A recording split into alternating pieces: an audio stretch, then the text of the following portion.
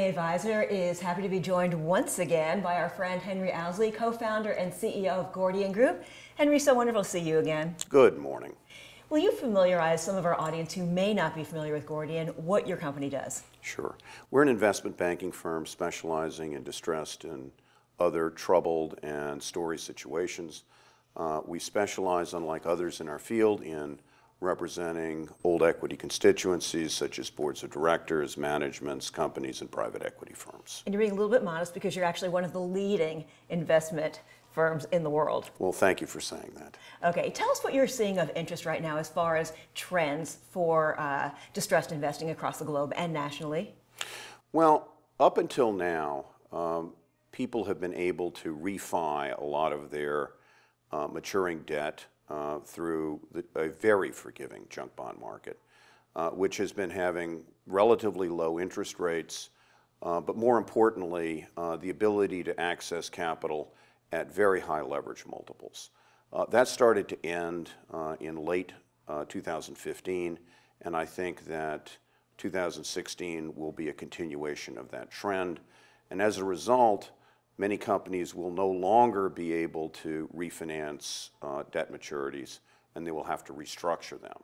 And as a result, the 2% or less default rate that we've been seeing in the high yield market will not only approach the 50-year average of 4.5% per annum, but will materially surpass that in my view.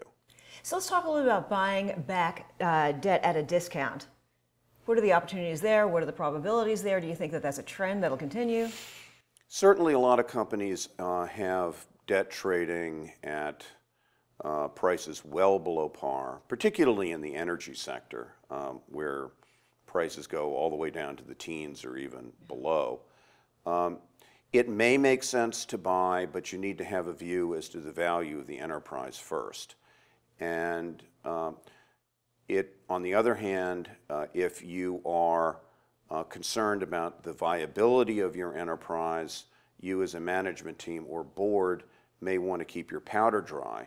Moreover, unless you're affecting a whole solution, simply buying back debt at a discount will inure to the benefit first of the non-participating creditors, and only after you filter through them in a strict priority context would old equity benefit. Moreover, there is a bit of a problem for some companies because buying back debt creates cancellation of indebtedness income, and unless you have the net operating losses to offset it, you're going to have to pay the tax man too. Henry, let's talk a little bit more about opportunities. We talked a little bit about energy globally and opportunities there. Do you continue to see trends, do you think, through 2016, 2017, more opportunities as far as healthcare, retail, those sectors? We see our primary focus this year being both energy and healthcare. Retail, lesser so. But energy is going to be not just a this year problem, it's going to continue for quite a while. Much of the focus has been on energy and production, the producing companies.